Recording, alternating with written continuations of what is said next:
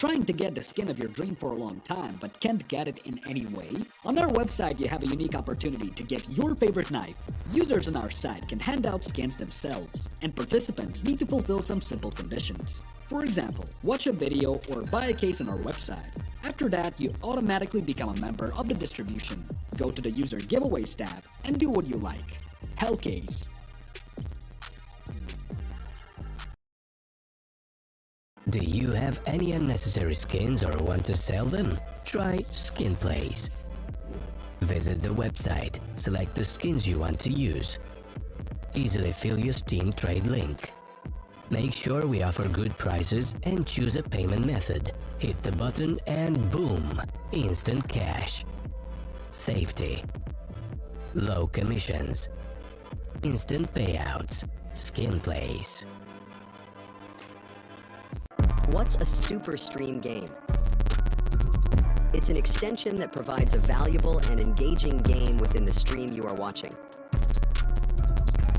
Join an active community and test your knowledge in a live race against expert chasers by answering trivia, prediction, and recall questions tailored to the content you are watching.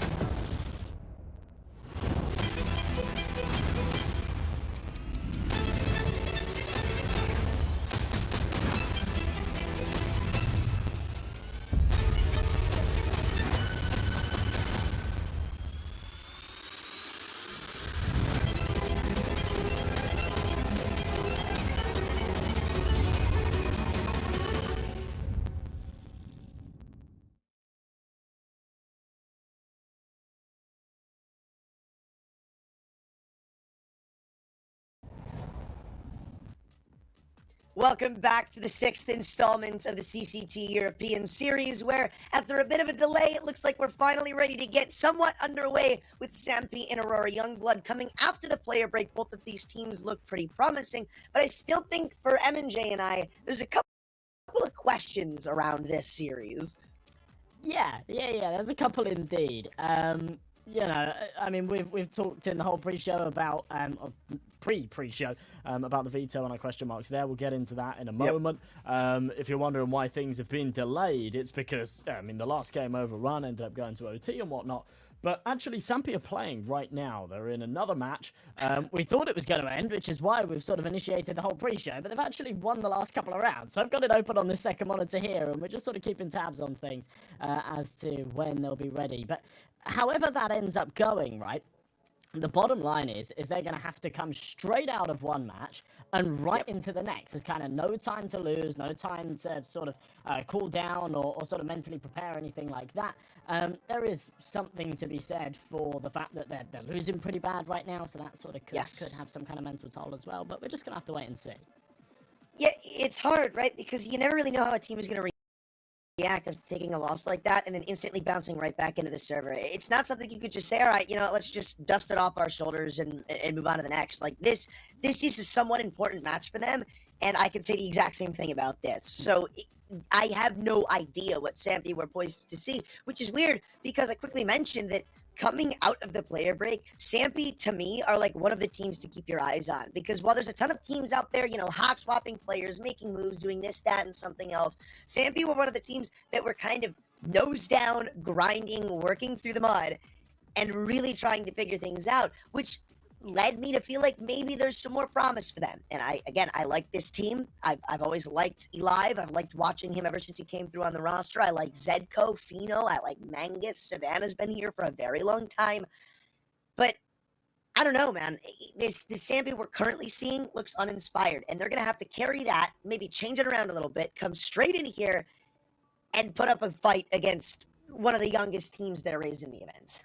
For reference, for those of you that don't know what we're talking about, right now they're playing in play zone, and they're currently 12-5 down. So when they probably lose this map, then they're going to be coming off of the back of quite a hefty loss. Now, I don't know about you. Anytime you queue a couple of face-it pugs, you lose your first game 13-5. You say, don't worry, guys, that was a warm-up game. I'm not sure how applicable that is in Pro CS, but yeah, you're absolutely right. These guys are a team that have stuck together through thick and thin. A really good example of a regional roster that don't want to be chopping and changing players, because there isn't, I mean, there's lots of talent within like the Slovakian Czech Republic region, don't get me wrong, but they've got 5 of the best pieces right here, and if they wanted to make changes, they probably would have to sort of outsource, and that does potentially break some of the sort of regional cups and things like that that they're in within these Czech Republic tournaments, Slovakian tournaments and things like that. So yeah, they've got like a really good thing going here with this core 5. They've had some brilliant history as well over the past year or so. And I think, to be honest, I see this team pushing back into becoming a top 50 team, but we do need to see better out of them than what we've seen in their last couple of matches. We do. And you talk about good teams. I think Aurora Youngblood kind of fit that definition pretty well, because so far, I kind of like what they've put together here. I mean, it's, again, the youngest team in the event by a long shot. Like, looking at their age on HLTV is, like, one of the most shocking things. This is their average age is 18.7. Like, that might be the youngest number I've seen. But point is, this squad looks like it has so much potential. Their only issue is the struggle for a 5th. Obviously, they had Shigeo for a very long time. They benched him over the player break. They bring in, I think it's Mix. And, I mean, obviously, we've only gotten a small sample size, but it doesn't look all that great. Now, the one guy that gives me hope for this team is Grix. He and maybe Blixie have both looked pretty damn good throughout their tenure here, even though Grix himself was a more recent addition still. I've liked it, and this roster looks like it's on an upward trend. They've got some good wins going for themselves. I think going close against a team like Bleed, with as young as this like new core of 5 is something to legitimately look into, because that's not a team you just take down out of nowhere. I think they're a pretty good gatekeeper and benchmark squad to realize that this might be the real deal as time goes on. And a team like Sampi is another one of those tests that I think if Aurora Youngblood pass, you might start looking at them in a different light. Yeah, you talk about time. If there's one thing that this Aurora Youngblood roster have, it is time, right? That average age being 18 does give them a few years to definitely develop and improve, and I couldn't think of a better organisation for them to be under to have that support network in order to do so. Now, in terms of their RES campaign, and that's where they took that loss to Bleed and that loss to Passion UA, it's not going so well. But here in CCT 6, they are farming. They're unbeaten, right? That's going through the play-in stage and their opening group game. And when I say unbeaten, I'm not just talking about series, I'm talking about maps here as well. They are yet to drop a map. They won 3 matches in their play-in campaign. They were all 2-0s, and then their opening game here in the Swiss stage as well, 2-0 against VP Prodigy. So these guys are here to play. I'm not sure they're going to be able to continue that theme going through the tournament as a whole, but I think they want to try and hold on to that clean sheet for as long as they can. Yeah, and what's really interesting about this series specifically is that before the player break, one of the last games we saw from Aurora Youngblood was versus Sampi. It was without their new addition of Mix and with Shigeo in instead. It was a whitewash. It was 13-4, 13-3 in Aurora's favor. Like, this is almost a grudge match for Sampi. And I don't know how you come into this, maybe thinking something is going to be massively different. I couldn't entirely tell you, but at the same time, there's bound to be some struggle, I would imagine. I don't know, man, because you said they're playing with a hot hand. There's so many different ways I think this series could go, and I only ask more questions when the veto actually unwinds. Quick look at the standings shows you we're not too deep into the event, but honestly, I think the 2-0 bracket right now looks very vulnerable, and if you're a team like Aurora Youngblood, I think this is your best chance to coast your way straight into playoffs. You can completely avoid some of the scariest teams in the event by winning this series here. I think right now, if I was worried about anybody in a 2-0 game, potentially, it'd be Team Space, or at least the winner of DMS versus Team Space, because you never really know on any given day what those guys are going to look like, and that is... Yeah, absolutely. You're right. You're right. Especially with Endpoint going 0 and 2 as well. Some of the bigger hitters, Sinners, Ruby in that 1-1 position. Come 5 as well in that same boat. And Metasport. God, the more you look at it, the more you think this one seems a little upside down. Yeah. But yeah, you're absolutely right. This is a ticket into the playoffs if I've ever seen one, as long as they play their cards right and they do pull off what they're capable of here. But we are going to jump into the veto, see what maps we're playing. As I said before, prior to this game, we did see the vetoes on HRTV. We were quite surprised by some of the choices of these two sides. So yeah, let's sort of break it down. Yeah, I mean, look, the insta bans you see aren't really crazy, and you kind of have to ban Vertigo with the respect that Aurora could pick into it. But this is where things get a little weird. I mean, if you're comparing it to the last series these guys played and maybe thinking, let's go a different direction, then I understand this. But where it gets really questionable is right here. I mean, you've got now left Mirage, Anubis, and Ancient. 2 of those 3 maps are historically the best for Sampi. And I'm not just talking numbers. I'm talking the fact that a map like Anubis, that is where Sampi have the most reps out of any in their pool. And they don't ban Ancient, which doesn't make a lot of sense to me. I mean, we just saw their Ancient. I mean, it literally just ended. And it looked uninspired. It didn't look great. And I don't know if that's what you want to be relying on going in. Obviously, this veto had to have been done before that match was played. So you didn't know that was the result that was going to happen. But from what we just saw, I don't really see a reason as to why Ancient shouldn't have been that ban instead of Mirage. I'm almost certain you would have rather been there instead of Ancient, maybe with the preface that last time you played Mirage, you got blown out. I could say the exact same about Inferno. Dust 2 is... all right, apparently the game is live. Dust 2 is the only map that I think could start to maybe turn my head back in Sampi's direction. Beyond that, this has got Aurora written all over it. Well, Dust 2 is where we're going to be kicking things off. And in that last match that they've only just disconnected from the server of, their T side was much better. They got absolutely blown up in the first half. They were 10-2 down, and they did muster a little bit, was superficial comeback on that T side. So, you know, having the Glocks, having the AKs, it's maybe a little familiar, and kicking things off, it's leaning over towards the B side of things. Oh, what Flash don't really work as intended, or maybe they do. Nick's up by 1 by the time they crack in. It's 3-on-3 retake. Taylor's all this time is unfavorable B-site retakes for CTs, so they're going to have to attempt this. Looking headstrong in the process, only 1 smoke to help their cause. It'll be up easy in the pack so far. The line. Players, 1 down, alive in tons.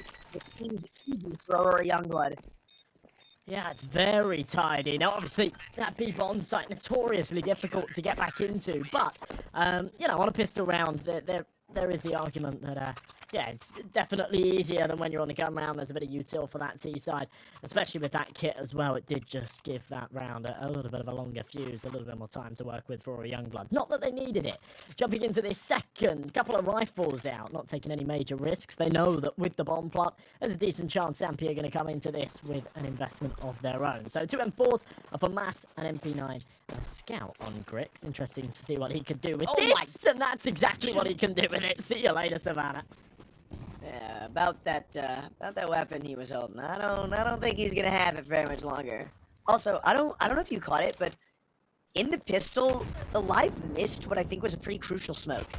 Like, oh, never mind. You know what? We'll talk about that later, because this round is just laser beams everywhere you look. Grix, another chance on the scout in mid. This time, not as lethal, just a tag. I say just, but that's where Blixie comes in.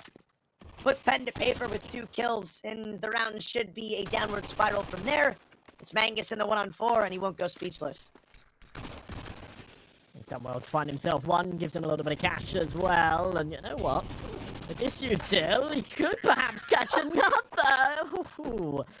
Well, after he dies, he does manage to take down 1 more, but yeah, unfortunately for him, runs out of bullets. It'll be a second on the board for Aurora Youngblood, and yeah, again, you know, a couple of little moments where that looked dicey, but they still take it their way, and they still keep a couple alive as a result. You almost kind of poised him to win that clutch, too, if he gets that kill, no? I mean, Bomb at his grasp. CT smoked off. Isolated 1v1 on B. I mean, I don't know. It was kind of lining up. So is this mid push. Vilby runs all the way up, takes Savannah as his prize, until Fino steps back in and says, enough's enough. They're being pretty clinical with these Deagles, you know. We saw a crispy one from Zedco in the last, now another here from Fino. Zedco looks to repeat history. This time won't have as much luck. And I'm surprised Grix is in as deep as he is. You know, the MP9, absolutely, you can justify sending it right up middle. I guess they would just want to try and keep this bomb control. But, yeah, you got to be careful here. This is not a round that you want to be just throwing away the rifles. Seems like they're keeping it fairly tidy for now. Final kill should end this. Oh, okay, yeah, this is exactly what I'm talking about. That's $4,000 in the hole. That'll have to be reinvested by Blixie, but again, Aurora Youngblood will take it and keep 3 alive. I think in rounds like that, losing one player is almost a slight win for the CTs. I always think of it as you keep 5 alive, right? With all your 5 and 4s, you're not buying anything else. You're not upgrading the op on Grix. You're just chilling with the rifles. You're buying the op in the following. Here, you're going to see the best of what they can possibly offer. The op posts up on long, sees nothing just yet, but I don't think he's going to vacate anytime soon. Maybe the smoke will give him a different wonder. Double nade deep into the tons, but it doesn't do anything. Or maybe just a scratch. Nothing worth mentioning. And Sampi shift to mid, which currently lies unguarded by Aurora. Yeah, that AWP gone elsewhere. Does give them the leg room to work with. Grix playing a much deeper angle here towards the catwalk. Zedco to work his way out. Fino will be the first point of contact. Surely he won't be anticipating this. Oh, spotted. He threads the needle right between both. Can't hit either. And now he's got the line up ahead. But what a shot that is. Dude, this is just methodical right now from Aurora Youngblood. These shots are so sublime. Blue-white, another chance. But now they're cooking it a little too far. Up until that nade blows open the B-ton smoke. Not a lot to worry about now for Aurora Youngblood. Only unknown is Fino on the op. And they can just tuck into the sights at this point. Nix, I love where he's gone with only 37 seconds to go. Sampi seem hesitant to make any moves. And you almost wonder if they're going to motion back into a save. This is kind of hard to vouch for, but at the same time, you're not cracking into one of these sites, so entirely understandable in the end. And Aurora Youngblood, man, 1 casualty. Yeah, these guys are here to play. They're looking fired up. I was looking at the odds at the start of this game and thinking, really? I mean, I have a lot of respect for Sampi. I think they're a fantastic roster, but yeah, you've only got to look at this matchup just a month ago where Aurora Youngblood absolutely wiped the floor with them to realise that maybe they've got a little more equity in this than the bookies perhaps offered. And right now, they're absolutely showing us that. I know it's still early days, it's 4-0, and those tides can turn very, very quickly here in CS2, but yeah, they are above and beyond looking like the better team. They've been in full control of each and every one of these rounds. At no point has it ever really looked close. And when someone needs to step up, they absolutely have. Grix with a couple of incredible shots so far. And still with that sniper in hand, looks to do more. And here we go. Into the 5th. Couple of rifles saved from the last. The rest on pistols. They've got to try and bite back into this. And Fino wants to be the catalyst to do so. Well saved, I guess. And now it puts him in a nice spot. Blixie giving it right back. Oh, walking through the smoke like that is always such a risky move. And they find out why. Fino's still on cat. And I love the peek from Vilby, dude. This has gone from bad to worse in these past couple of kills. It was so promising, looking so good at the start. And then all of a sudden, the pain train comes back in. And help means nothing because they just spam him away. A 5-on-4 turns 4v-none. Aurora will not stop pushing. Yeah, relentless aggression. They're not willing to play at the deficit as soon as they lose that opening pick, which Grix maybe feels a bit sore about. Says Blixie, go and claw that back for me, please. Does exactly that. The crunch comes in from short, and Sampi do not stand a chance. Now, to be fair, it's not a round that you're necessarily expecting them to win, but especially when they took that early advantage, they're going to be feeling sore about that as well. So, fly back out, down to the Galil, flashes himself, and Blixie goes nuclear again! He's had to do a full 180, and still gets back on the angle. No sweat, bro, he's chilling. He's got music playing, he is absolutely farming right now. Dude, I don't even know what to say, man. That's a full rifle. And I instantly heard like 3 messages pop up in chat. So this is definitely a timeout. Yeah, I was gonna say there's no way Sampi get blown out in a round like that. And don't say, all right, we need to start talking, because this is just looking desolate right now. You have gotten 1 plant, and it was in the pistol? That was it. That was it. Ever since, it's just been rounds of Aurora stomping on you and not really taking no for an answer. And it's also a B rush as well, which B rush on a pistol round, you're always guaranteed the bomb plant, right? It's like, yeah. Oh wow. You know, the word that you used at the start of this to describe that last Ancient match that we saw from Sampi was uninspired, and I think that's exactly what we're seeing right now, especially just how that all unfolds in lower tunnels there. Now, credit to Blixie. That was insane, right? That was pure mechanical brilliance. But also, I mean, Sampi, they've flashed themselves, they've peeked him one by one. You can't help but feel they fed him. And, yeah, there seriously needs to be some changes made if they want to claw their way back into this half. It's back to the only thing that has almost worked for them, and it is control over towards the B tunnels. This time just down to the pistols.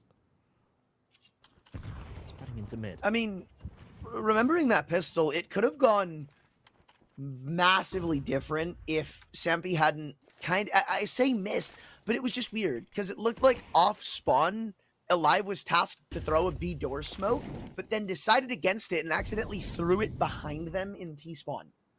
So you see their defense change when they get into the site. Now, maybe without that extra premonition of a missed smoke, with that piece of utility there's something more to bite down onto, however. There's a lot of counter utility to go around for Aurora Youngblood, and you still got Mix sitting at the back of the site, well assisted by an extra player. Molly burns away at him as he sprays down 2. Through the smoke, the trade comes in. But it sets him up well for this retake. Blixie, this time only the 1. Tech 9s can't crack through. Oh, all right. That kind of range spray control can be a little bit tricky. But no, I actually really like the commitment there. To the rifle, you know, back sight, they start pressing through with the flash. You think, okay, I'm going to drop an incendiary, and then just before he throws it, he says, no, actually, you know what? It's likely they'll take a tickle of damage, I'll die, and then it leaves that site vulnerable, and likely we'll have to retake it. So just swaps back to the rifle, goes full sacrifice mode, and takes 2 to the grave with him. It's pretty perfect, to be honest. Now back onto the rifles. This has to be a turning point for Sampi. A little bit of a whiff boost. It's not going to hurt them. No one's playing up cat too quickly. Sampi back to their default, leaning towards long. No one's on the corner, so they do have a bit of leg room here. CT smoke, though.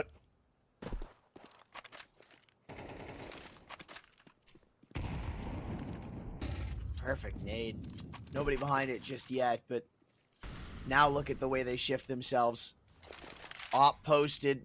Blue-white here. I think you've got Grix on cat. No, I'm sorry. It's Vilby on cat? Yeah. And they have full mid control right now. So while Sampi may think that this is a promising look because they have long control, no, it is a promising look. Never mind, scratch that. I was going to say, the fact that they don't have anything in mid, the fact that they still have to worry about cat when they go into the site is a problem of its own. But 5-on-4 drastically changes this, and they're going to shift all the way back into B. Look at the commitment from Aurora right now. They've bit onto this hook, line, and sinker. Sampi again, go back to what's almost worked before. And this time, I might put a bet on it actually working. Look at Blixie, though. He's all the way up on long, so he will realize in the next couple of seconds that no one's home. And it all comes down to Mikyus now to try and hold this together. Oh. That's the problem, right? I mean, you couldn't really opt if you're Mikyus to give up the site, but at the same time, you couldn't just stay there and fight, right? There wasn't really a right answer. It was impossible. Damned if you do, damned if you don't. So it's nice that Blixie finds the lurk in the end, but just not enough time to get players to that B site to set yourselves up in a well-established defense to stop a 4-man push. So maybe he gets a multi-kill. They go back in for the retake. Doesn't happen. Call it off. Even though there's some extra cash in the tank, just not worth tossing away your guns for a lost cause. So Sampi are finally on the board. I wouldn't really argue due to the timeout, but due to the shift in the way they played, they finally took some aggression out long. That's the first time we saw them actually do that this game. Look how it turned out. Manipulating the defense the whole way through. It was a wonderful idea by Sampi. Well orchestrated, well executed. And it all comes off that one pick you see come through it long. They were given so much space there on long as well, you know. It's been quite weird, Sampi rinse and repeating this middle control. It's something that Aurora have had such a grasp on, right? Often they've been getting aggressive towards the doors. They've had someone in lower tunnels. They're playing aggressive on short. They've got such a great grasp on this middle control. And Sampi keep walking into the bear trap. Finally, they say, you know what? If they've got 3 players focused on mid in these rounds, then there's got to be vulnerabilities elsewhere. And finally, they crack that. But could be back to old ways here. Fino close to the doors. They have got a little bit of presence here towards the long tunnels. This time, Aurora Youngblood are stacked up and ready for it. And a re-smoke on the doors. One close. Could be the magic recipe to turn it back the other way. But this time, they've given up the short control. This time, Sampi have got the legroom there instead.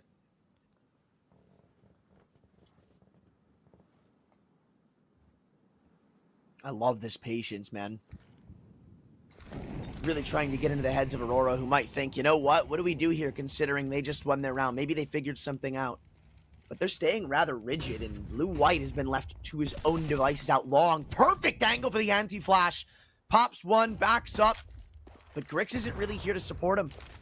I mean, yes, he can turn to his left, but he's currently got his attention too pressed up to catwalk. Philby has to take care of this. He has to keep an eye on this. Low HP on one moving up, but so goes the upper, and so goes down Blue-White. So much to worry about, and only so many places you can go for Grix. It's a 2-on-2 retake, still even numbers as they haven't gotten the bomb down nor across. And they actually don't have a smoke to do it either. They do. I think they just picked that up. Nade to blow it open, and they catch alive. That's huge. Not only a 1v2, but they get the bomb, and now have to waste so much time as the CT swing comes in. And they're both been spotted. But the damage, it's huge. Angus just opts to get the digits punched, but tucks behind the box. This round seems nigh unwinnable, and Blixie shows it is. Wow, wow, wow. A whole new dynamic being able to blow open those smokes, and it's what wins them the round right there. I thought, you know, they were playing it a little tucked, and when that smoke was blown open, I thought that they'd seen him just a tad too late, but so quick to the trigger and so quick to the headshot. The bomb was still able to get across, but look at this. This is exactly what I'm talking about. You only get a glimpse of him. I didn't think that was going to be enough, but these guys are just unbelievable, right? So they proved me wrong again. 8-1. This is already a fantastic half from Aurora Youngbloods, and there's still several rounds to extend that lead further. This is the Sampi map pick, by the way. It's very important to remember because it's Inferno next, and it's not going to be any easier, especially when Grix is taking liberties like this.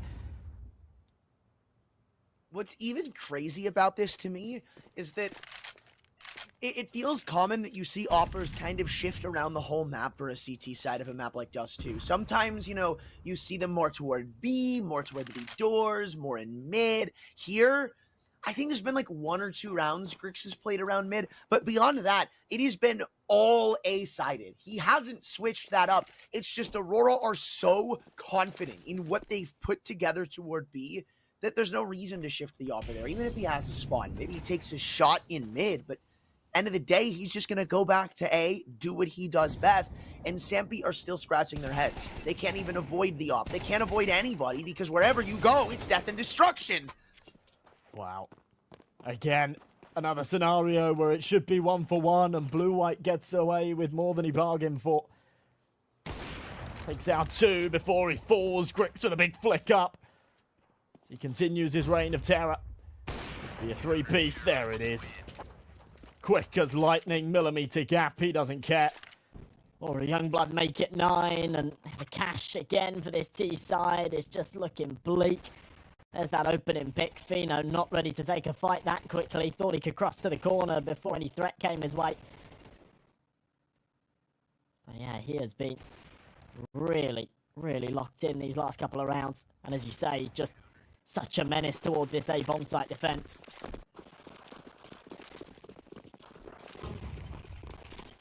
Well, they go back to what worked before. Long control. It is just the pistols again, but maybe some faster pace could change the story, though they're net by a smoke rather quickly, and walking through it won't treat you all that well. Nate again pops it wide open. You talked about the new dynamic, and Aurora Youngblood know exactly how to play with it. Almost every time they're opening up one of these smokes, using an HE on it, it ends up with them getting a kill of some sort. And Sampi are even paranoid to hide behind smokes of their own, let alone the ones Aurora throw. It's already 1v5.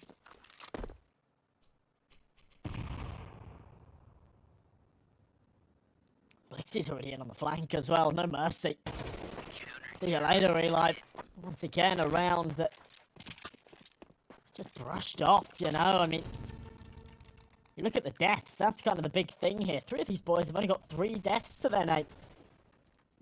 And yeah, this is just fantastic. And you know, when Dust 2 was reintroduced to the pool, a lot of people were saying, oh man, Dust 2, like, it's so stale, so sick of this map. And I was like, yeah, but hang on a minute. Imagine Dust 2, but you can blow open the cross smoke. Think about how much that changes the map, right? And it does. It adds this whole new dynamic to the map, and yeah, I actually think it makes Dust 2 quite exciting, and there is a reason why it has become one of the most played maps within the professional scene since it's been reintroduced, because yeah, it's feels like a new map, I'll be honest. It's been quite enjoyable. But again, that early casualty and unable to trade. Grick slips out of there alive once again. Molly goes a little deep, but that's okay. It's still enough of a deterrent. 10-1, but this is just ridiculous. This is a hard isolation to stop on Cat. Blue-White, I don't know how he's still alive, but apparently he is. And long enough for them to get kills elsewhere. Trade comes in from Blixie, dives back into the Molly, takes so much damage. But I don't know how much it matters, Mangus. That's a hard angle to clear. BQ's looking good, and again, it's a 1vx. It feels so desperate every round from Sampi. And this hole they've dug themselves, man, it's no better than what we just witnessed them coming out of. Unless Savannah can maybe turn that around a little bit and still be deja vu of 10-2, but it'd be better than what the current standings look like. This round here, honestly, has just been a testament to some of the just weaker mechanics here on some of the Sampi players here this map. That's not to say that that's always the case, but right here, they definitely just look a level below, you know. Grix's initial duel that he took when he was caught with his pants down on the corner, he should have been dead to rights. Instead, tanked down to 6 HP, able to fall back and actually able to play out the rest of the round. Same goes for Blue-White. Caught in the open, misses his shots. He should have been dead. That should have been at least a 1-man or even a 2-man advantage there for Sampi. They missed their opportunities. They're chasing their tails, and it buys time and space for Youngbloods to get those rotations where they need them, and it wins them the round. You know, some of the harder hitters here. Savannah, a player that we're used to seeing putting up big numbers. He's 1-10 right now. He's just struggling to have any impact here. And I'm not sure they're even going to get much of a CT side to play with. If Aurora Youngbloods take the pistol, this could be done and dusted before we even get into a rifle round.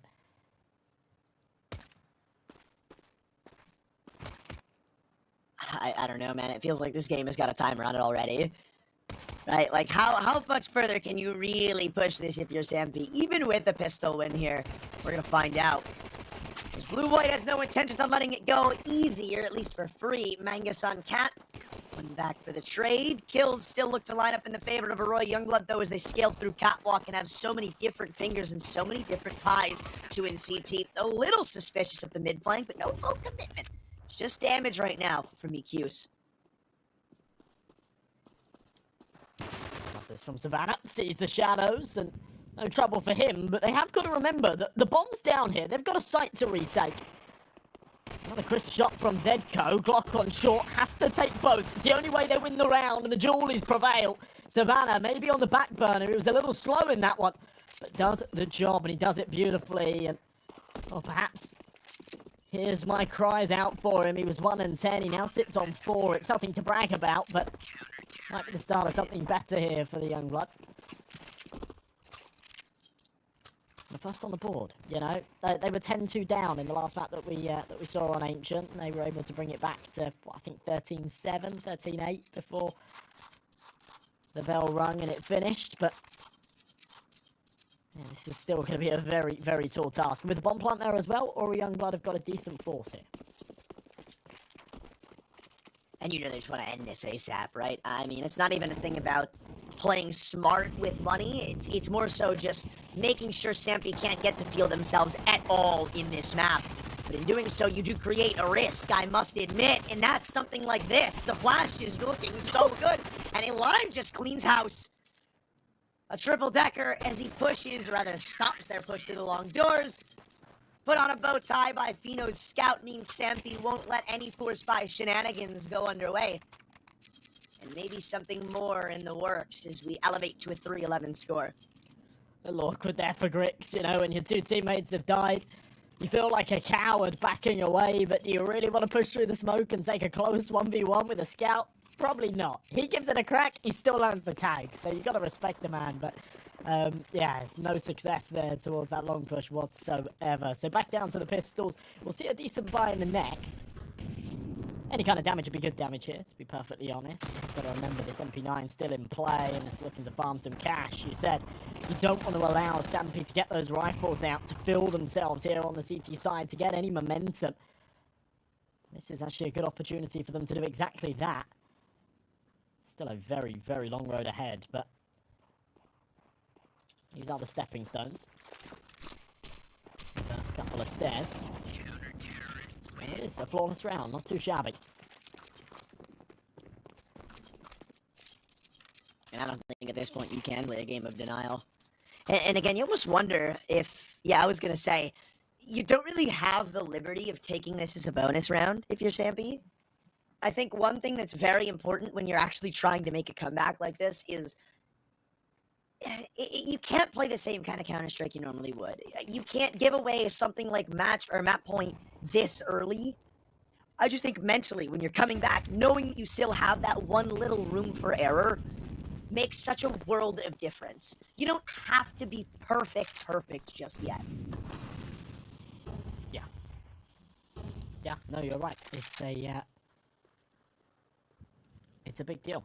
Especially just in the mental side of things, and even in the Aurora Youngblood camp. You know, if the second that they get a little bit of a taste of success, something that works for them on that T side, it becomes very repeatable. If you don't give them anything, then all of a sudden they start running out of options very quickly. Onto the buy here, though. Battle of the Titans with the snipers, Fino and Grix. Yet to take a duel with each other. A lot of mid-control being given up here for Aurora Youngblood, who will take it with their arms wide open. Just less than a minute on this clock. They do need to make a move. CT smoke, so it could be a B split. They have got reinforcements elsewhere, so still options available. I think they still have ample utility to smoke off this CT side yet again. Circumvent the op is a big deal in a round like this. Completely neglect the sniper and completely neglect the guy jumping. Now you've got Vilby on the perfect flank. The timing is everything, and Fino doesn't get ready for it. Neither do his teammates. It's a 1v5 again, Mangus. It's so many times we've talked about Sampi being left in these unwinnable situations. Now it's Mangus' turn to try and make the impossible winnable. With the op hard trained on CT spawn, goes to show that this round is more over than you could ever imagine. He's going to continue taking these fights, but I guess every gun you could take away is somewhat of a benefit moving forward. Try to heat yourselves up, play with a hot hand. Half HP after the duel on Mikus, but I don't know if Aurora really care much to hunt him down. It's not really a win or lose, if you ask me. I mean, even Aurora, while they're up by a substantial amount, they will still struggle to put guns on the table in the following round with every person they lose, and I guess Blixie isn't needing that warrant either. Mangus looked sharp in this round. It's just too unfortunate that it didn't matter. Yeah, well, there's that margin for Aragon. I love Vilby's role in this round, by the way. I was sort of thinking, like, what's he doing here on shore? What's his plans? He just sort of this late insurance policy, catches out one of the late rotations, or is he there in case things don't work out on B, and then there's still an option, they've still got that short control to maybe route back through middle. But no, it's all about getting that CT smoke down, take contact on B, and then he becomes Batman, right? It's drop down, it's shoot him from above, and yeah, I absolutely love it. So sick, his timing's impeccable, and well deserving of the 2 kills that he got out of it. Quick on the angle, Grix, we know he's capable of hitting this shot, and there it is again, lightning fast. He's been the better sniper here on the first map, and he's looking to close this one out right here and now in the 19th. 17th even, sorry. Text is really small. I mean, whatever round it is, it's still the same precedent. It's just a blowout. Unless Sampi can maybe change that around a little bit now, but already having lost a member, probably not the greatest of outlook. And at this point, it's just Aurora trying to bait Sampi into making yet another move. A little uncharacteristic, but it'll happen anyway. I mean, you're in such a massive deficit that something's got to change, right? And it doesn't seem like the kills do, as again, they find themselves at the butt end of a disadvantage until Magnus and Alive finally have a different story to tell. Yeah, that's nice. Nice bit of a coordinated aggression there with the flash over. They said, we don't have a whole lot of utils, so we need to play this together. Not really expecting McHughes to be coming in from B. They do now, and they'll definitely hear him. He's got a lot to do. Knows that the bomb's down on short, and it's going to be heavily guarded. He's got to try and break this crossfire, isolate these fights. It's a lot easier said than done, and the molly goes too deep. HG hits the money. Only a little bit of damage, though. He should walk right into this. The blender will jump, and Sampi will stay afloat. I mean, that got a little dicey there, but well handled by the Eli and Mangus. An ace between the two of them, and 5th on the board for Sampi. So they stay alive a little bit longer, and inch by inch they keep treading water. It's about time, though, that we saw a round like this go the way of Sampi. There's been so many different points in this game where you see some really chaotic play come through, flashes over the top, smokes that people are running through, and every single time, Sampi have come out the losers of that interaction. So, it almost feels poetic that they finally bring one home with them. But you've still got a long road ahead of you. 7 in a row needed as the MP9 looks to steal back another and make this a little bit closer. So, even extra cash to work with. Can't really hate on that. But money isn't really of issue at this point for Sampi. It's going to be how much they can really put together. And maybe deny from MiQs. It wouldn't really help to lose somebody like Fino this late into the round, but who's counting, am I right? Yeah, I mean, at the end of the day, assuming that Sampi don't bring us all the way back and take us to OT, which I think is incredibly unlikely, every round that they claw together is still valuable. You got to remember that they're playing at least one more map after this, so getting absolutely blown out of the water and losing 13-1, which it very easily could have been, right, after being 11-1 down at the halfway point, is very different to actually having like a half-decent CT side and losing maybe 13-7, 13-8, something like that. So we'll just have to wait and see if they can sort of call this back any further. If they can hit the 9-10 round mark, then I think we've really got a conversation to be had where they could maybe bring this the distance and take us to overtime. Or Youngblood have just come so close in so many of these scenarios. Maybe not that one there with the pistols, but the round prior to that very easily could have gone their way. They just need one more opportunity, and I'm sure they'll seize it. Mid-control once again, Sampi giving it up. Heavy presence towards long with the deep smoke and too aggressive, but Aurora Youngblood have taken so much legroom. They can use and abuse it. Nice shot from Fino. Ooh! Oh, wow. I was gonna say, there's no way Fino's getting out of this one unscathed, man. I mean, do what you can before you go out. But it's not gonna be enough just yet.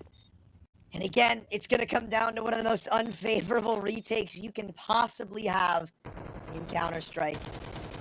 And Blue-White's the spearhead of it all, sitting in front of the door smoke to take care of Zedko. It's an advantage at the worst time possible for Sampi. And now a game of holding it down, a little bit of utility to sprinkle back in, including the HE, Molly, and Flash. But they placed it in the wrong spot. So in goes Alive, and down goes one. Actually, hold on a second. This is a 1v1. Alive could potentially do this. He does have a kit, and he hits the headshot at the last second. Where is it planted behind the double stack? I think he's just barely got it. No way you pulled that retake off. The util went to the wrong spot. The kills didn't initially come through, but the crossfire fell apart, and through their fingertips slips the game. Sampi, so far, maybe it's not done. Yeah, it could be onto something here, and the in-game leader is the man that keeps giving. It's fragging out right now, and again, I mean, look at how snappy he was for the transfer back site. It all looked very hasty. He was aware that they had very, very little time to spare. We're going 16 and 12 in a game that you're drastically losing, and you're calling the shots. Definitely something to marvel at. 5 rounds now to close this gap, but they've come off of the back of 6 of the last 7, so it's not completely out of the question. Right back in for a young blood. A bomb plant and 4 kills in the last, plus the loss bonus comes with its advantages, of course. It is just AKs. No AWP available for Grix. I like a util on a couple of these guys as well, and a minute 10 on the clock to make their move. Not overly committed, but 3 on short. This could be the avenue of approach.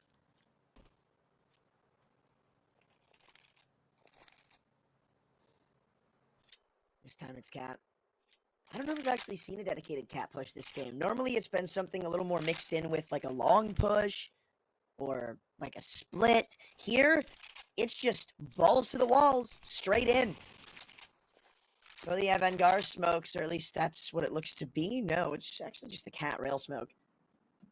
There's only 35 seconds remain. They're really bleeding this time or dry.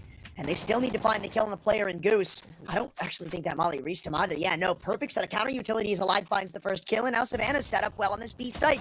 1 man for assistance, and they're not going to crack through anytime soon. Blue-white, their only way back into this round comes through with him, and maybe Grix waits 16 seconds, and again this round switches.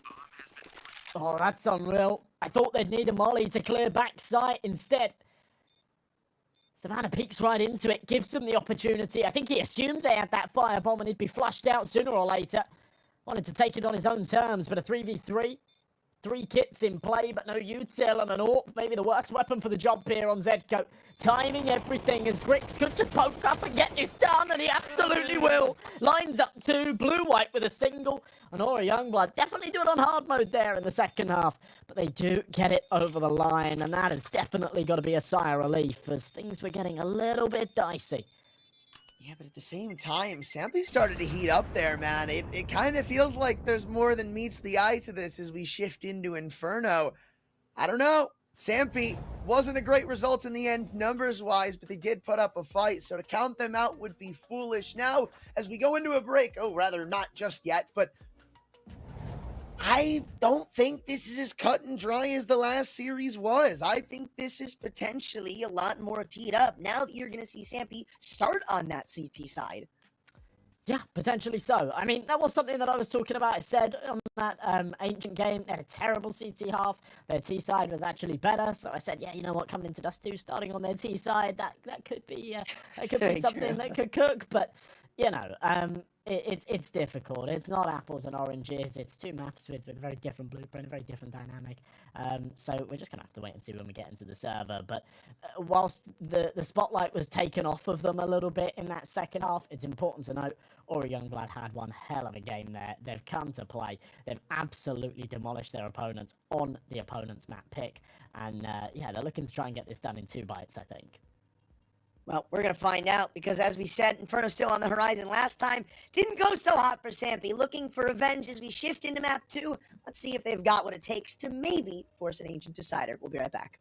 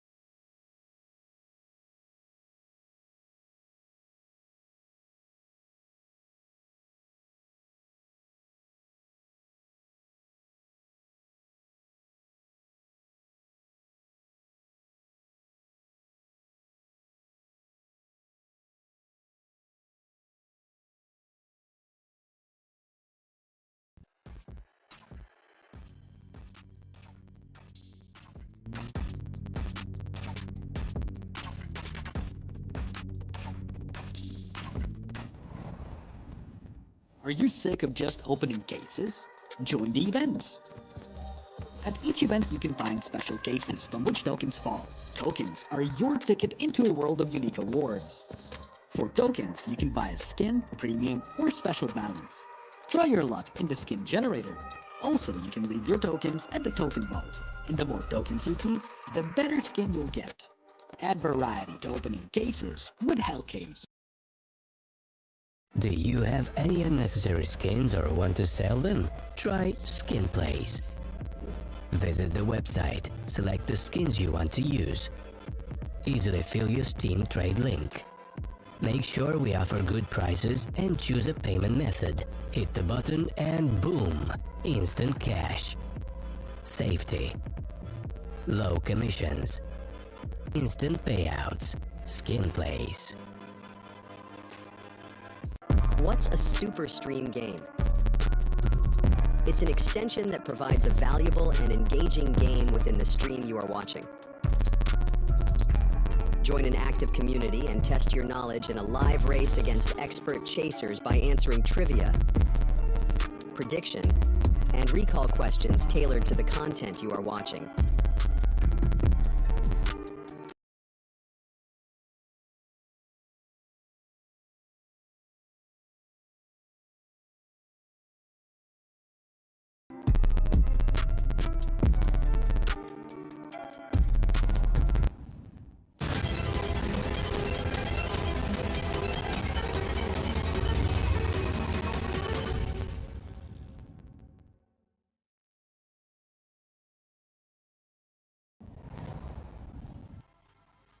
Well, Dust 2 leaves us with a lot of questions that still need to be actually answered as we shift over into Inferno. Aurora Youngblood still take a somewhat commanding lead as they go into their home turf. However, there is still the wonder of what we're to see from Sampi now that the slate's wiped clean. As we already came into the series prefacing, we thought maybe Sampi show up a little bit, considering they started on the stronger of their two sides after what we saw in a completely different event, but that does not seem to be the case. Last time was 13-4. You expect anything different here, M&J? I'm going to be completely honest. I actually don't. I really don't think I was too impressed with Sampi and what we saw in that map as a whole. I think, there's a lot to be said for like the last few rounds, a couple of players stepping up. I think, as always, the E-Live sort of performs and sort of exceeds expectations as the IGL within the roster, especially in games like that where, you expect everybody to be negative, and he's actually finishing a 13-7 loss as the IGL, like positive and by a decent margin, which is, definitely a surprise. But ultimately, I just don't think we saw enough from Sampi there, especially considering that's their map pick. Really doesn't fill me with confidence for Inferno. But Aurora Youngbloods have just been incredible. They've been absolutely incredible. They were incredible through the play-in stage. They were fantastic in their opening match. Now going into the second map of their second match here as well, I think they could even keep this clean sheet. They could go through this Swiss stage without dropping a map. And again, you got to remember what I quickly mentioned before we shifted into the series was that 2-0 bracket is right now a lot easier than the 1-1s. Like, your best chance of making playoffs, is obviously getting that 2-0 stage. But just because it is a gauntlet of death for whoever loses this best of three, and Aurora may not have to worry about that. I mean, all signs point to them being the favorites. All signs point to this being a 2-0. And look, I get it for Sampi, right? You pick into Dust 2, I think strictly because you wanted to change it up a little bit. Again, their Dust 2 historically hasn't been bad. It's not like they don't like playing that map. It's not like they never pick into that map. It's just that in this series in particular, you could have argued for better direction. They changed it up. It didn't work. Oh, well. But then what, right? As you said, it didn't look amazing. I mean, you had individuals stepping up for Sampi, sure, but it's not usually what wins Sampi games. It's not usually what Sampi are known for. It's not like they're fragging out of their minds and they have like three big guys who just win every game for them. This is supposed to be like a unit, some strategy-filled team, and it doesn't feel like that's what we saw very much of. In fact, quite the inverse. Where Aurora, I thought they were going to just step up and out-individual their way into a win, whereas instead, it was them doing countless different plays around the board on both halves, on T and CT side alike. They were mixing it up. They were shifting. They had great protocols, great game plans. Again, I mentioned earlier in the game that it's not common for an Opera to be so static on a site for a CT side, but the protocols and game plan Aurora have in place is just that. So much confidence on what they have that you don't need to have the Opera go in, find kills, and win rounds for you. They can do it other ways, and that's not what I was expecting. Yeah, you're absolutely onto something there, right? Now, the one saving grace, I think, for Sampi is the fact that they got 10 minutes to call off here, right? They've got 10 minutes to call off. They played that first game. They had to jump straight into the second. It's been 2 pretty back-breaking losses. They've had that time to reset. Maybe they can bring more here into Inferno, which we're jumping into right now. Pissed around underway. And, well, we're going to be kicking things off with Sampi on their CT side, or a Youngblood, to get back onto their T campaign, which, yeah, did heat up a little bit towards the end of that last map. We'll have to wait and see how it cooks off here at the start. A lot of util to work with. Couple of smokes, couple of mollies. In fact, 3 smokes, 2 mollies, 2 flashbangs. They've only got 2 players with Kevlar here. Interesting call. But if it works, it works. And Zedka right now is working. Blixie, a quick trade. B-site, not usually too fancy for the CTs. Giving away a kill this early on could lead to, again, destruction in the pistol. Currently, 1-1 is the split. Blixie leading the charge. Smoking CT, nothing too unorthodox just yet, but the rotation does come through. There's that molly they were saving, and Savannah has no fighting chance. They know somebody else is here. Somebody had to throw the flashes, and who is it out, or who else would it be? But alive. Dust settles in a 3-on-2 with the bomb going down, and they are completely split. 1 from Coffin, 1 from Banana. Oh, this is not going to be an easy task. No kit, no util makes this a whole lot harder as well. There might be one lingering on the site. But it'll have to be a recovery mission, and nobody giving up these fights early on. Little jiggle from the back of the site from Vilby. He does take a tag of damage, but they're surely not going to expect to bait the second player there. Eventually, they will just commit to the 3v1. Mangus, nice shot, but surely doesn't have time hit. And they play it to perfection. There's no way out. And McHughes will finish it off for a Youngbloods. Play that pistol round very, very well indeed. Yeah, everybody getting a piece of the pie. And I think if you're Sampi, a win condition here is just going to be getting off to the races. Whether it's pistol win, whether it's force buy win, eco win, something. Just making sure that you don't start the game the same way you did on Dust 2. We got to remember that was 6-0. It was 7 full rounds before Sampi finally put something onto the board, and here, I mean, what are you going to rely on? The T side of Inferno? I mean, it's not like it's unfavored, and I think, honestly, to some credit, it is kind of favored. I just wouldn't pick it for a comeback, and I don't think Sampi want to either. That's not going to be easy. Even when they did break that curse, even when they did find the magic recipe on Dust 2 to put that single round on the board, it didn't materialize into anything more. They ended up losing the half 11-1. It wasn't until they shifted over to their defense that they had any major successes. Just pistols here in the second round, not wanting to commit to the force buy. I like it, it's discipline. It does mean more than likely gifting the Youngbloods a 3v round here and an opportunity to farm a bit of cash with these SMGs. Bit of util into the B site, but not committing. I'm still left towards the T ramp, so yeah, they're keeping their options open, walking into the boost. We'll give Zedco a freebie. Maybe I'm getting a little too excited. I mean, I thought maybe there was something more to this round, but the rotations have come just a little too slow. Obviously, there's not much you can do. You full sprinted back to the A site, but unless this P250 gets a kill, it's going to be all just smoke and mirrors. Though this is an eco at the end of the day, right? So you're not really aiming to win the round, just do damage, and so far, job's kind of accomplished. You got the MAC-10 on Mikyus over at B, trying to stop them from getting a gun, but eventually there's just too much risk involved for him to continue contesting. And while they will win the round, it's still a fine result for Sampi. I think there is a gun to pick up too, so they can't be that upset about it. I was going to say, it's weird that they haven't picked it up yet. I don't know where it is, because they're stood right on the dead body, but it is a UMP lingering around there somewhere. Whether or not they really want it in the next round is up for debate, right? But they could have brought it to the party, maybe tried to get an exit frag, a bit of cash as a result. Neither of them have got it, though.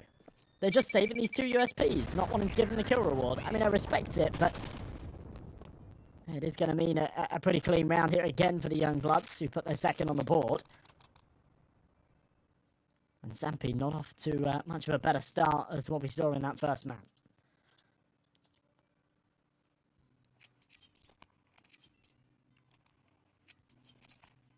But they will at least get the guns out earlier. That's something. Missing the op, most notably, and a bit of utility. So I'm going to keep my eye on that as the round really starts to progress, because not really a map you want to be operating with low nades on. And this is what makes it hard, right? I think you have to contend for car because of the little utility you have and what you're investing. But at the same time, you're not really getting much out of it. I mean, the idea here for Aurora is stay out of banana in the early round. Play reactionary to what they do. And look at what they've just exhausted. Yes, they have info, but the big problem in hand is still here. And they're going straight into A with that in mind. Oh, it's a huge entry. Fully blind is Fino. He does take one to the grave before he drops, but it can't be anything more. Eli's delivered. Puts it back into an even 3-on-3, and the nade's a little too late. The rotate's coming in very slow, but on the fast flank from mid. Fortunately, I think Blixie's very aware of this. I think they made a footstep. I think he heard him. But can we clear this angle? So many different little niche spots to clear Zedco. Traded by Savannah, but the damage is done. Blue-white, the one to worry about health-wise, but double-tapping Eli should put this round to rest. It was a close, hard-fought, and contested battle, but not one that Sampi come away with. And again, it's down in the dumps. Another 3-0 start. Again, albeit it's more competitive, but if the rounds keep adding up the same way, that cutthroat play isn't going to matter. Eventually, you've got to actually strike gold. Especially so sick from Blue-white there as well. That last kill that he got in pit. Oh, yeah.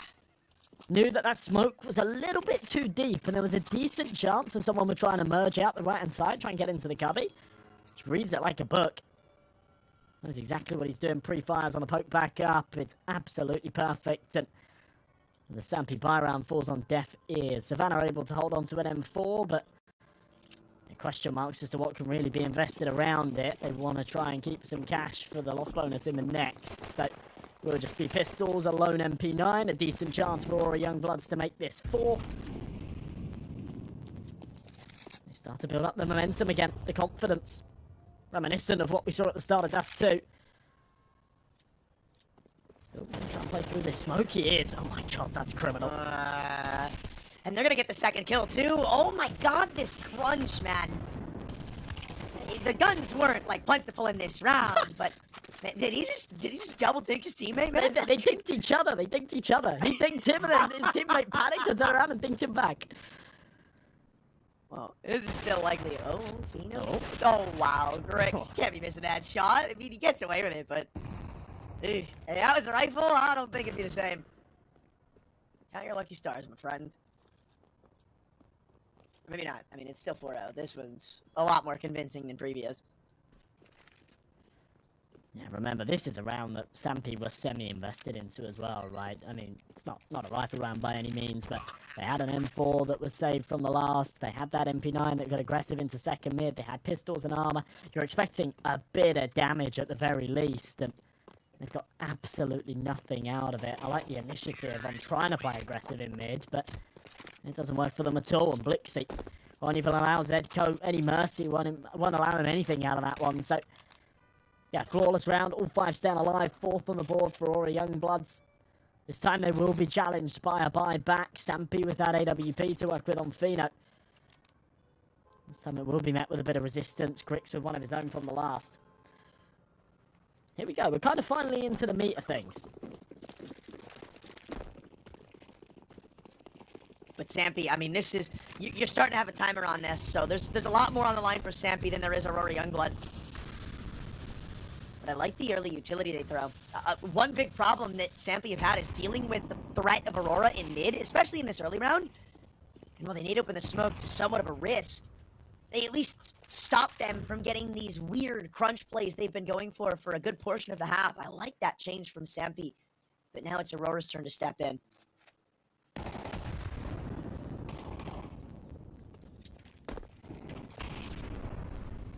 Good kill from Zedko up high. Seems to shut them out from their B dreams. There is still ample opportunity to rotate back to A at pretty much a moment's notice. But normally they have leverage. Aurora this time are kind of struggling for that soul. Fino tagged up as he tries to fade back through the molly. 25 HP, but still alive and kicking. The op, I don't think he cares how low health he is.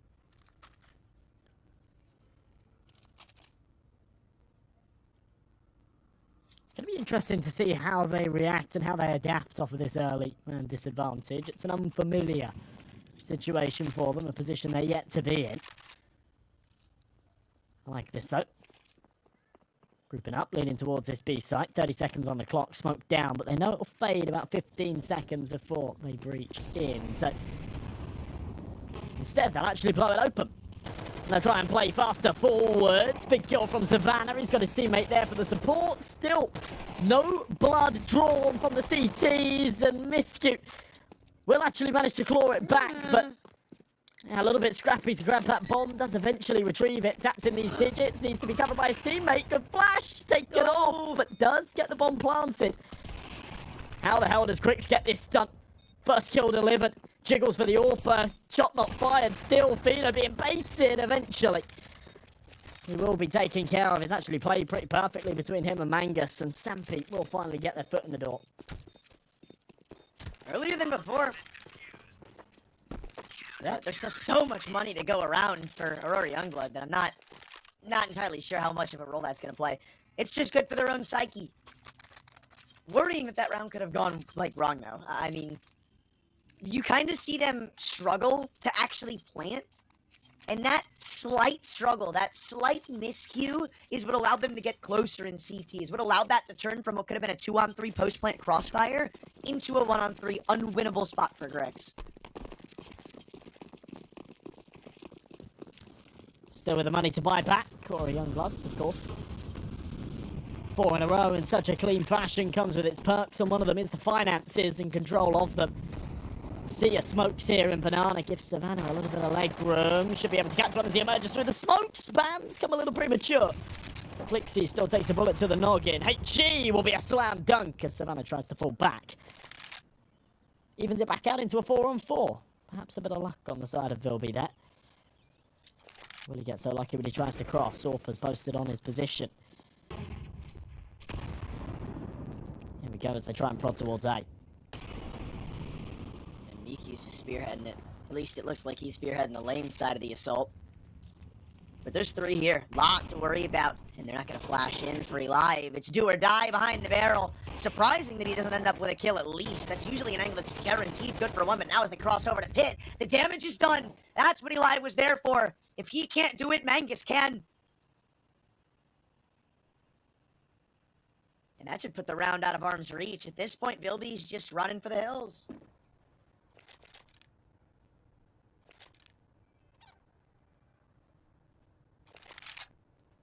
Alrighty, well. Good little turnaround here from Sampi, to be perfectly honest. Another decent round, one that they really take by the reins. And, you know, it's felt like a lot of these scenarios, they've played a little scared. They've played on the back foot. This one, they really do want to take that control, and they do so quite early on.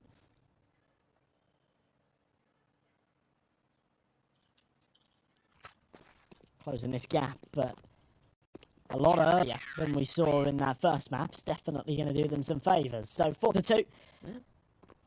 Cash kind of busted here for the T's as well. Vilby not getting any loss bonus, but he is still around the 2k mark, so his teammates could still justify just completely saving here. Maybe a couple of pistols. I can't imagine we see a proper buy come out around this, but we'll see. Oh, in fact, okay, they do. That's the that's the commitment they go for. So not going to be an easy task, but we'll see if they can pull it off. Banana's been a struggle now for Aurora. What originally turned a bit skeptical for Sampi has turned into a dream scenario. However, now, maybe cooking it a little too hard as Vilby and Grix have been given opening picks.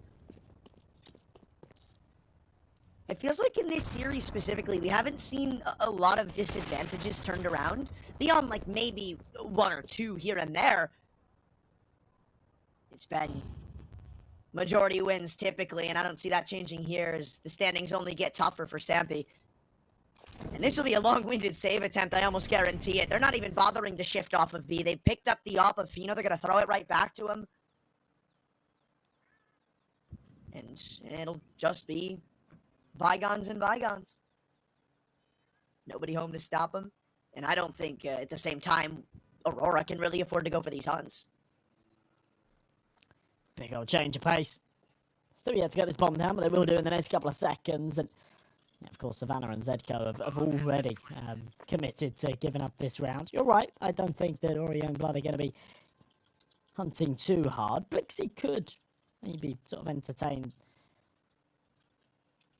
something, maybe? I don't know. Probably not. I'm surprised he hasn't found himself a gun by now, though. There we go. He goes and grabs one now. I'm sat there thinking, why is he still on a P250? But eventually goes and grabs one of those M4s. So, 5th on the board for the Aurora Youngbloods. They bite back very quickly. I thought that we'd see this scoreline potentially tie up, or at least get that a little bit closer. They actually left the door wide open for it to break 4-4, right? If Sampi had won that round against the sort of scrappy Force Buy, it would have gone 4-3. There would have been an eco in the next, and very quickly it flips on its head. But 5-2, Aurora Youngbloods keep the reins and actually keep hold of the financial situation here as well. There's not a lot of cash on the CT side. They will just about scrape a force with the drops, but lacking in certain areas. Couple of players missing util. It's something that you made a big point of earlier on. This is not a map that you want to go without utility. See if they can get this over the line. It's a better buy than I was expecting to see. 3-2 split defense. Deep incendiary into Banana, but they're not going to test the card control. And Grix, what a shot. Ah, man, dude. Grix has just been all over Fino's case this game. There's been a couple of duels taken aback by Fino himself, but I love the way Grix is going about clearing out some of these more common op angles. And he's winning it almost every time. Such a consistent piece for Aurora Youngblood. No wonder he's the guy for them right now.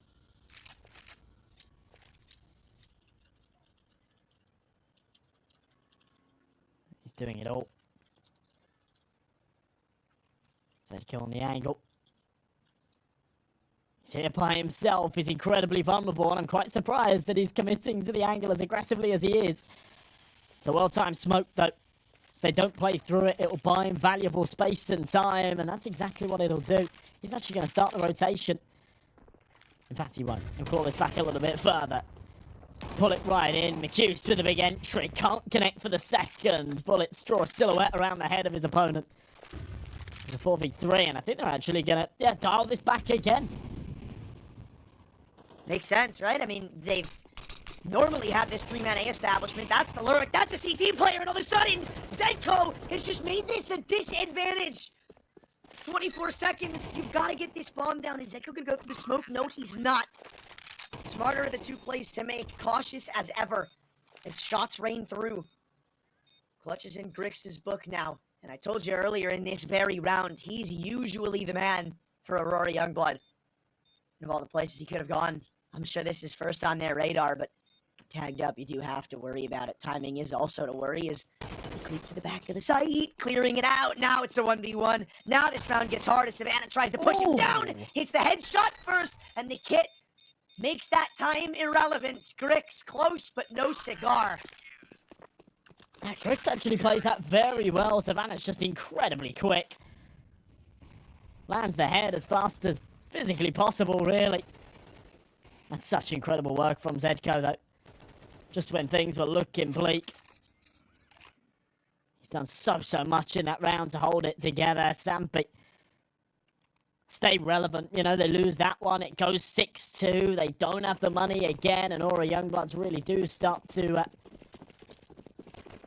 pull further and further away, win those crucial rounds that take this from being like an advantageous half to one that's tough to recover. Great nade damage. In fact, actually, it doesn't do as much damage as I thought it would. Still tickles up Blix. They won't contest this any further.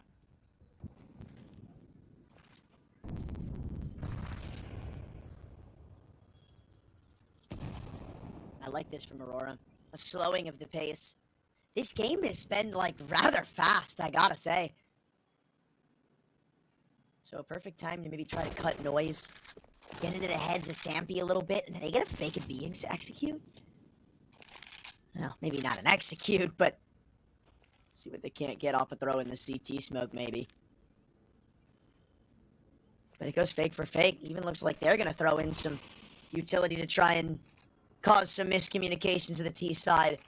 But it doesn't even feel like Sampi really know what's going on right now, so that's kind of a worry for me.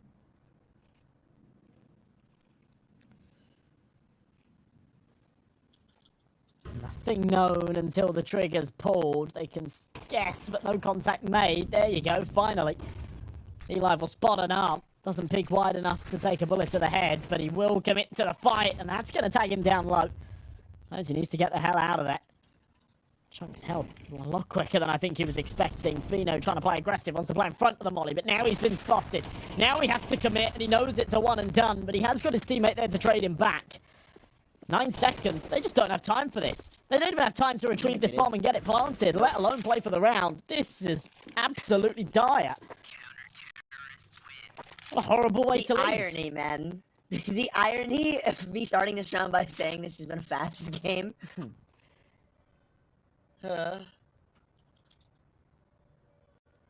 Well, I mean, they still get away with the op and co, but that's gonna sting, right? That locks you into an uncomfortable buy here. Because look at where everybody else sits. I mean, what? Are you gonna save with 450 bucks a pop? No. So this might be Sampi's first opportunity to take a lead in the whole rivalry between these two. Rivalry, but in what seems to be the boss battle that they've been for Sampi.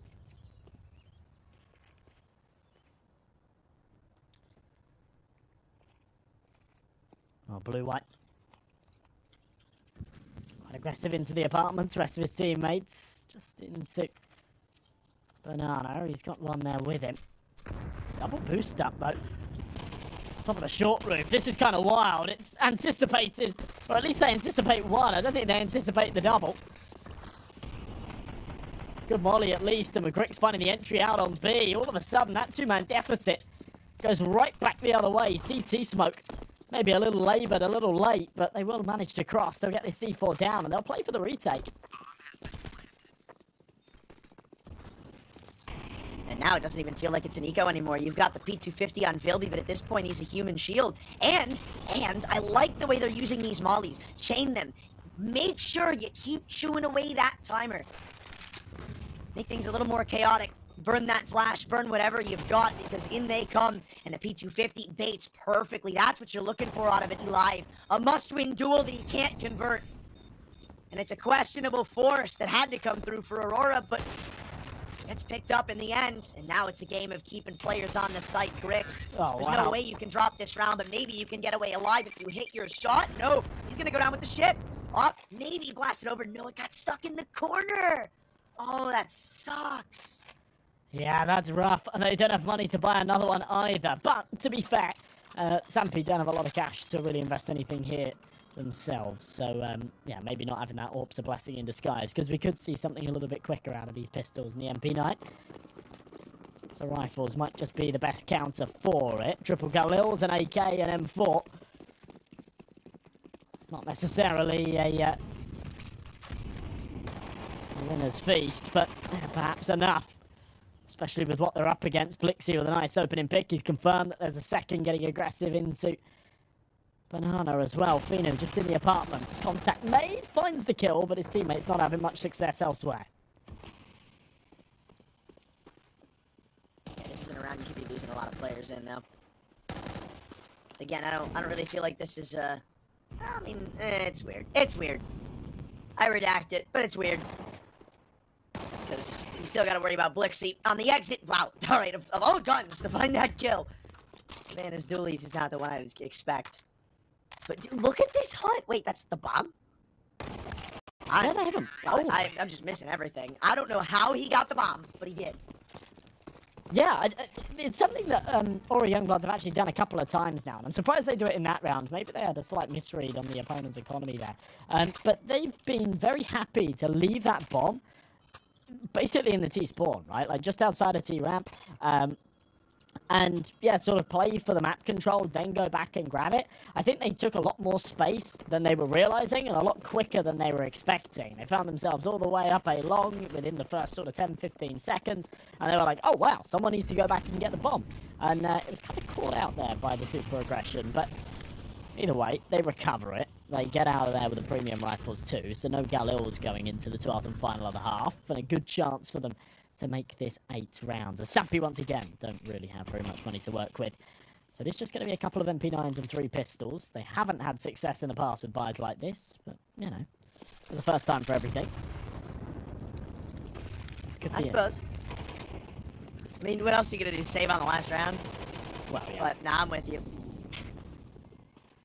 And this is the first time we're seeing an A-split, too.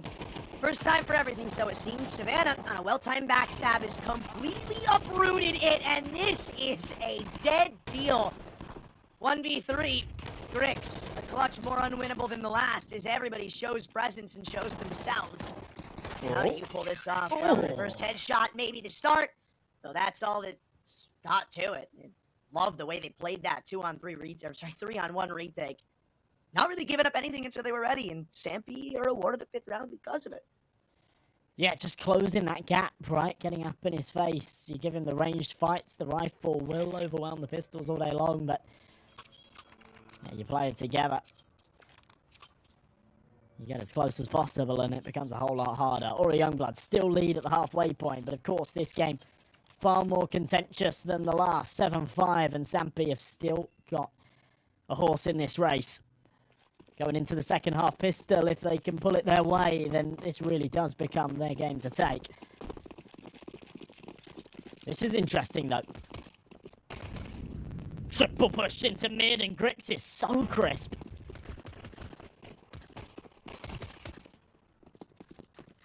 Man, Aurora just know how to turn this game around at every step of the way, dude.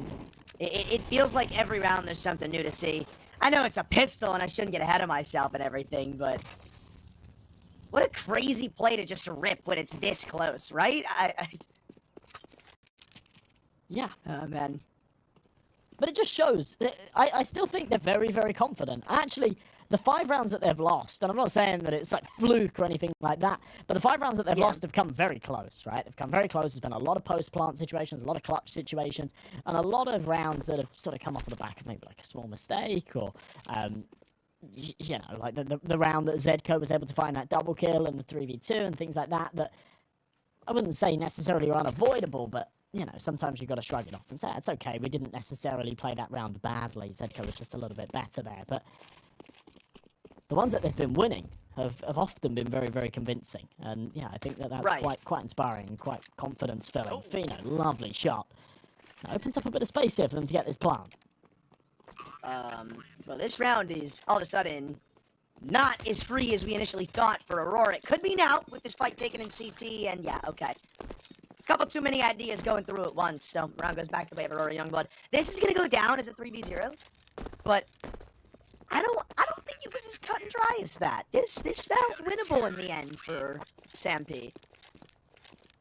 Just a lot of ideas coming through, and you know, too many cooks in the kitchen. You all know the story. But no, I do kind of agree with your previous point. Like, a lot of the rounds we see Aurora winning are just, like, steamrolls, 4 or 5 alive, just no sweat off their back. And then, when we see Sampi win it, it's like, there's so much, like, shadow of doubt you can cast on it upon, oh, you know, there's a clutch that was very winnable if this one mistake hadn't happened, or this hadn't happened. And I want to see something more convincing from them, but the rounds, the money, the weaponry, it's just not allowing and advocating for it. And if you lose this here, you're looking at 10-5. So, just how far can they truly push this boundary? Yeah, this is actually quite an important force to win. I wasn't expecting to see a bomb plant in the pistol once they were in the 4v2, but getting it allows them to pull out somewhat of an investment here. But will it be a curse? They don't have the rifles. Instead, it's just the Galil, a couple of Mac 10s and a Tech 9, and they walk into the blender on the A site, which is Vilby. with a premium rifle. He mows them down all by himself. He's got rotation util from his teammates. Up on top of the box, Grix will take another. And Fino, the one man that started this for the Galil, is the last one standing. 3 to find on the bomb site, 1 on a long flank, and Blixie, even at range, will do it with the SMG. Cheeky little upgrade, and Aura Youngblood. Yeah, again, it's another one of those rounds that just feels so convincing. And there's never really a spot where you pause to think, oh, you know, Sampi could have known. Like, it was just from the get-go. Yeah, see you later. It just feels so atypical of what we're used to from Sampi. I mean, before the player break, it's just, it's so coordinated. It's so well orchestrated. The chemistry is amazing.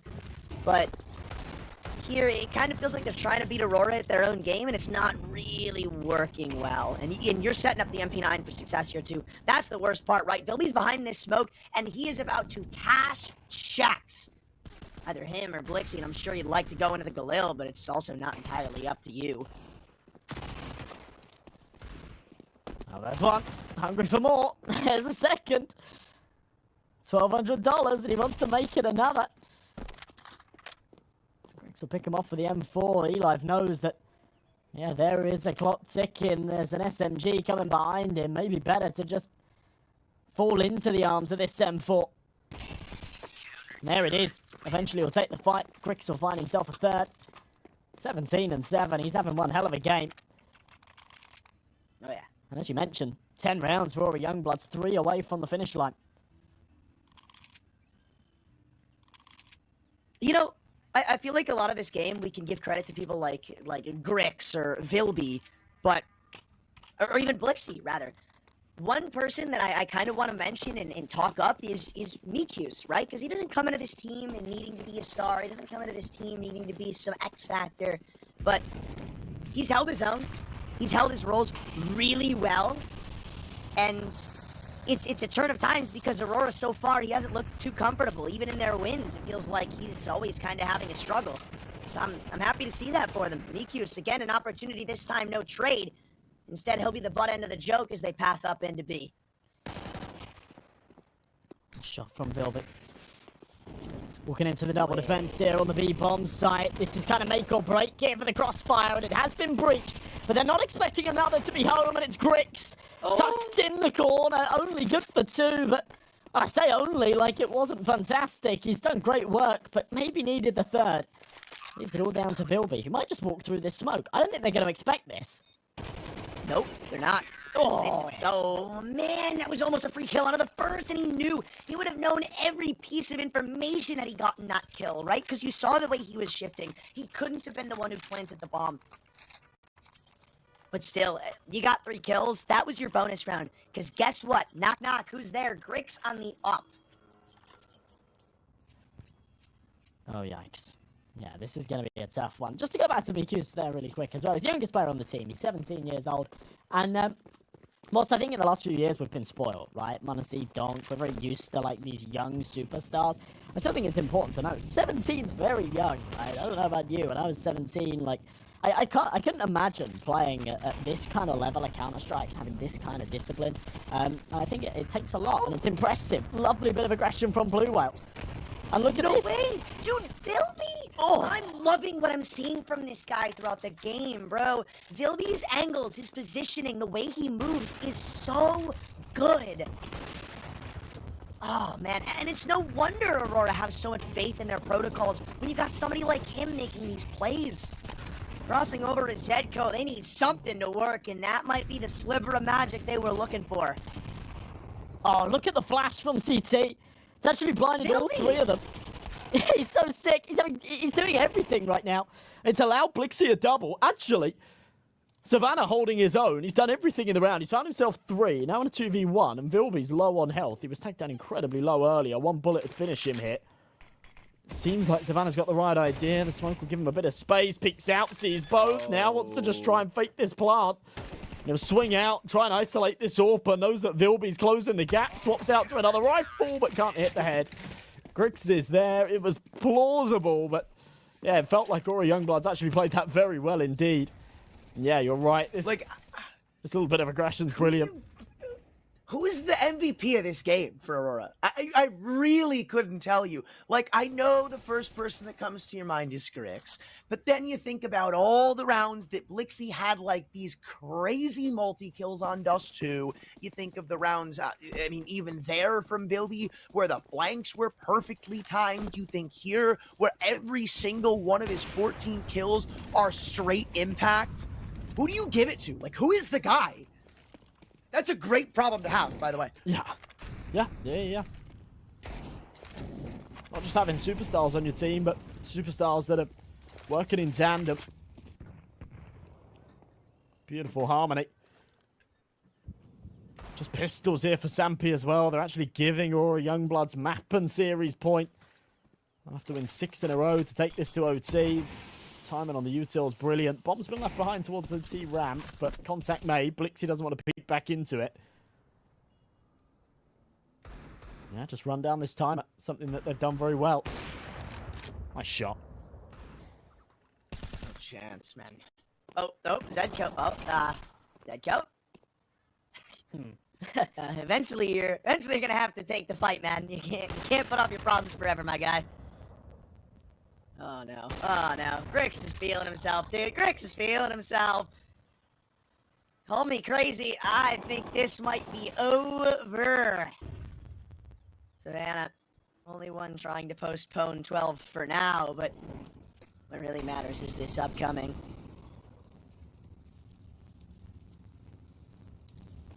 Patient. Expecting, perhaps, someone to peek into him, giving it to 1v5, but the Youngblood stayed disciplined, despite the fact they know where he is. They'll wait for the fight to come their way. They'll take it with ease. It's 12-6. They've got 6 map and series points here. And you've got to remember, right, the odds at the start of this were leaning in Sampi's favour. They were the favourites to win this game. And they have looked anything but the favourites here. They've really been on the back foot. And yeah, just definitely uncharacteristic from the roster, but I want to give credit to Aurora Youngblood here because I think they've been brilliant. Yep. Well, it's weird to think that you and I started this series about, I don't know, 40 minutes or so behind schedule. Yep. And looks like we're going to finish it 40 minutes ahead of schedule. Ahead of schedule. Well, who knows? Maybe Sampi can have another late game resurgence like they did on Dust 2. It's at least closer here, but I don't know. Aurora's Inferno is just something else, man. And Sampi looks scared. Right? Aurora aren't just taking Banana and then pushing all the way down. It's protocols again. Look at the flash. Oh my lord, Blixie was just a second away from the free kill. I love the fact that he doesn't overcommit, though. Even though if he peeks wider there, he finds the kill. He doesn't necessarily know that. And overcommitting and exposing himself to that left-hand corner could have lost him his life. So yeah, just stays disciplined. Goes for a little jiggle, doesn't overcommit. Vilby will find the kill elsewhere. Zedco, yeah, sort of soft checks it, but doesn't pre-fire. He's then able to find the kill that he was looking for earlier on, but Fino will trade it back. Still, a man advantage in the 4v3. And I love the way Mikyus plays this too, because I don't know if you assume a third player to be on B here. Fino might check a couple of these angles, but I doubt Sandbags goes guarded by him. This is another free kill. Mikyus about to end the round right now, or actually no, just barely escapes, but I don't think it changes the standings. Alive, not ready for the Arch Peak. And yet again, it comes down to a 1vx. This time for the whole M series. And Fino's got the world on his shoulders, yet crumbles under the weight. It's Grix to end, and Aurora to keep their streak yet to be touched in the CCT Europe series. And it looks like they want to keep that going. Yeah, unbeaten. Unbeaten. Not dropped a map yet through the play-ins or the main stage. And a clean 2-0. 13-6 and 13-7. They drop a couple of more rounds than they did just a month ago when they had this matchup, but still very, very convincing. And frankly, a roster that really, really impresses me. And I think that they've got a future ahead of them.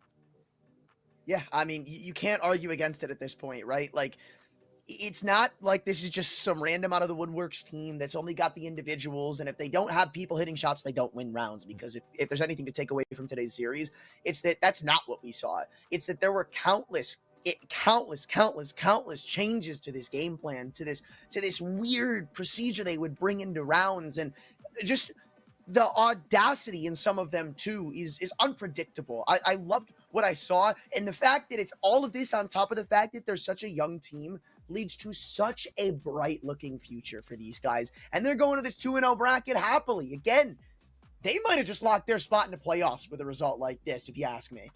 Yeah, absolutely. Right? I mean, there's a lot to be said for the fact average age 18. Sometimes you see these tier 1 organizations, they pick up an academy team and they're like average age 22, 23. And there's benefits to it. They get to sort of play within the tier 2, tier 3 region.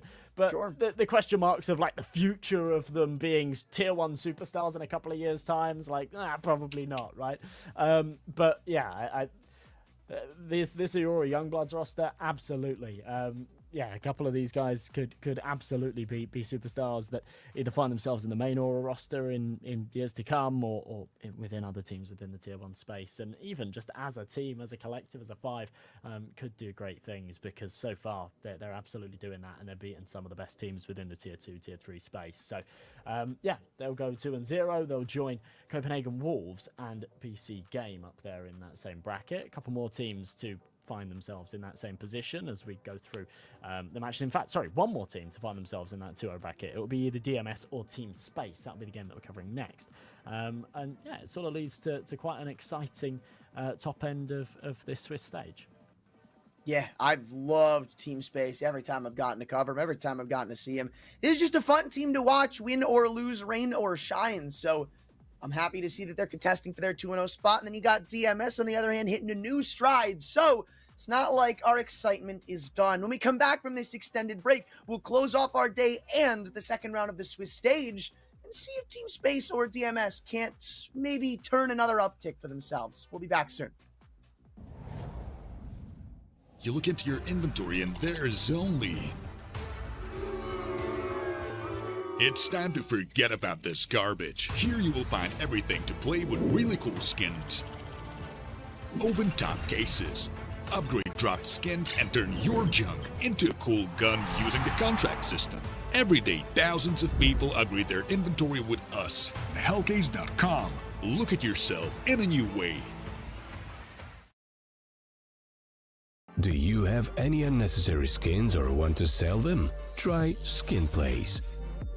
Visit the website, select the skins you want to use. Easily fill your Steam trade link. Make sure we offer good prices and choose a payment method. Hit the button and boom, instant cash. Safety. Low commissions. Instant payouts. SkinPlace.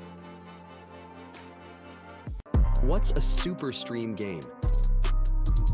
It's an extension that provides a valuable and engaging game within the stream you are watching. Join an active community and test your knowledge in a live race against expert chasers by answering trivia, prediction, and recall questions tailored to the content you are watching.